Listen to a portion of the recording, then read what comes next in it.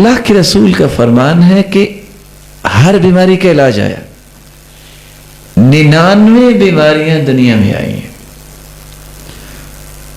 من قال لا حول ولا قوة الا باللہ، لا حول ولا قوة الا باللہ پڑھتا ہے، كان دواؤه 99 داءً، اللہ نے اس میں 99 بیماریوں کا علاج رکھا ہے. اور پہلی روایت کے آخری لفظ کیا ہے؟ ادناها الہم. 99 بلاؤں کے اندر غم سب سے چھوٹی بلا ہے. کہ جی غم چھوٹی بلا ہے کہ کافی بڑی ہے؟ غم سے ہی ہارٹ پرابلمز بنتی ہے نا. اس کا مطلب یہ نکلا کہ غم سے بھی 98 بلائیں بڑی اللہ دور فرما دیتے ہیں. استغفر اللہ. کبھی کچھ شخص آ جائے جی اولاد نہیں ہے، بس مالی بھی پریشانی ہے، استغفر اللہ پڑھ لو، اللہ دنیا بھی بنائیں گے، آخرت تو بنے گی.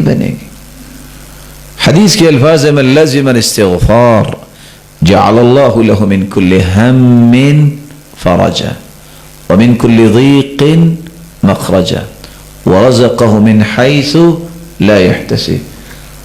چھوٹا سا کلمہ ہے استغفر اللہ. جو کثرت سے پڑھتا ہے اللہ تعالیٰ اس کے ہر غم کو خوشی بنا دیتے ہیں، تنگی کو آسانی بنا دیتے ہیں، اور رزق وہاں سے عطا کرتے ہیں جہاں سے کبھی اس نے سوچا ہی نہیں ہوتا. اب یہ اللہ کے رسول کا فرمان ہے اور قرآن نے اس کی گواہی دی ہے. قرآن مجید میں اللہ رب العزت نے 7 انعامات ایسے گنوائے ہیں کہ جو میری اور آپ کی ضرورت ہے. اور وہ کون کون سے ہیں؟ فَقُلْتُ اسْتَغْفِرُوا رَبَّكُمْ إِنَّهُ كَانَ غَفَّارًا يُرْسِلِ السَّمَاءَ عَلَيْكُمْ مِدْرَارًا وَيُمْدِدْكُمْ بِأَمْوَالٍ وَبَنِينَ وَيَجْعَلْ لَكُمْ جَنَّاتٍ وَيَجْعَلْ لَكُمْ أَنْهَارًا مَا لَكُمْ لَا تَرْجُونَ لِلَّهِ وَقَارًا. استغفار تم کرو، پہلا انعام اللہ ساری زندگی کے گناہوں کو معاف کر دیں گے. دوسرا انعام آج تمہیں لوڈ شیڈنگ کے مسائل ہیں، پانی نہیں ہے، کیا کریں؟ اللہ موسلا دھار بارشیں برسائیں گے. تیسرا انعام وَيُمْدِدْكُمْ بِأَمْوَالٍ، تمہاری مالی پریشانیوں کو اللہ دور فرمائیں گے. وَبَنِينَ، اولاد نہیں ہے، استغفار کرو اللہ اولاد سے نوازیں گے. وَيَجْعَلْ لَكُمْ جَنَّاتٍ، تم آج کوئی چیز خریدنے جاتے ہو، جب پہنچتے ہو تو کہتے ہو اتنی مہنگائی، استغفار کرو اللہ تمہیں باغات کا ہی مالک بنا دے گا. یہ وعدے کس کے ہیں؟ اللہ تعالیٰ کے. اتفاق سے امام احمد بن حنبل رحمۃ اللہ علیہ ایک دن گھر سے نکلے، مسجد کے پاس پہنچے، لیٹ ہو گئے. کہتے ہیں جناب مجھے مسجد میں رکنے دو، میں صبح چلا جاؤں گا. انتظامیہ کو خاصی مضبوط ہوگی جیسے آج کل بھی ہوتی ہیں. کہتے ہیں نہیں ہمارا نہیں نظام، یہ گھر جاؤ اپنے. اللہ کی صورت مسجدوں میں لانے کے لیے محنت کرتے تھے، اور آج انتظامیہ چند ٹکے استعمال کرنے کے بعد لوگوں کو محروم کرنے کی کوشش کرتے ہیں. المسجد بیت کل مسلم، مسجد تو ہر مسلمان کا گھر ہے. آپ سوچ سکتے ہیں اللہ کے رسول کا کتنا پیارا اخلاق تھا.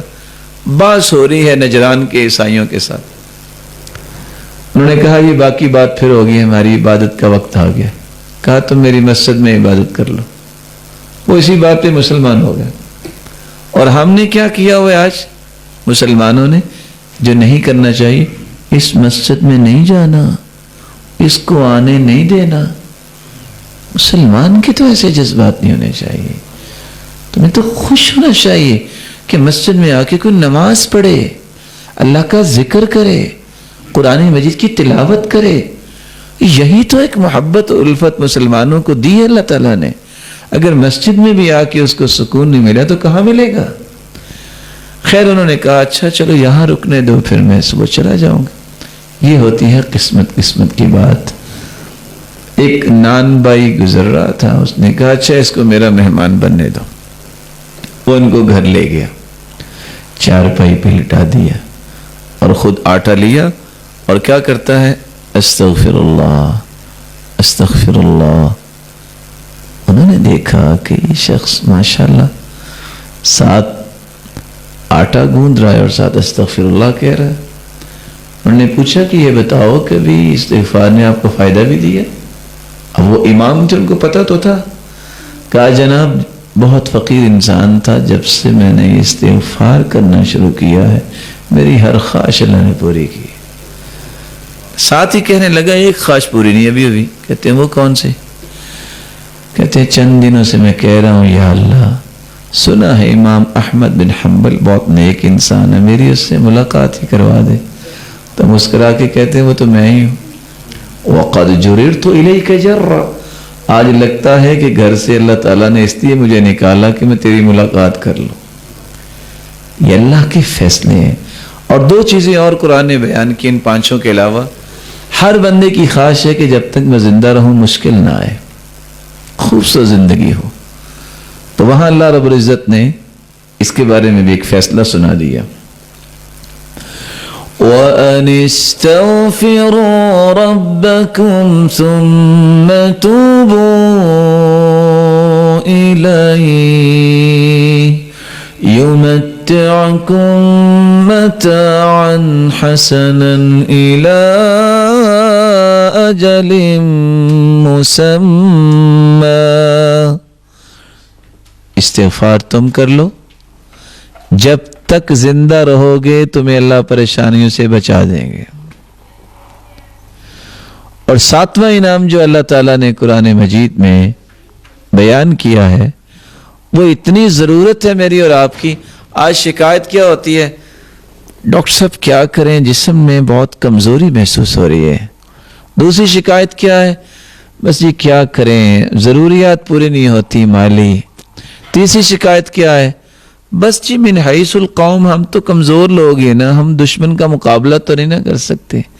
چوتھی شکایت کیا ہے، بس جی وہ تو بڑا خاندان ہے، ہم تو کمزور لوگ ہیں، ہم تو یہ کام نہیں کر سکتے. ساری کمزوریاں، کوئی ملی کمزوری میں پریشان ہے، کوئی مالی کمزوری میں، کوئی فکری کمزوری میں. ان تمام کمزوریوں کو طاقتوں میں اگر کوئی بدلنا چاہتا ہے تو اس کا حل بھی استغفار ہے. اسی بات کو اللہ تعالیٰ نے قرآن مجید میں فرمایا وَأَنِ اسْتَغْفِرُوا رَبَّكُمْ وَيَا قَوْمِ اسْتَغْفِرُوا رَبَّكُمْ ثُمَّ تُوبُوا إِلَيْهِ. اے میری قوم کے لوگوں استغفار کر لو، توبہ کر لو. کیا ہوگا؟ يُرْسِلِ السَّمَاءَ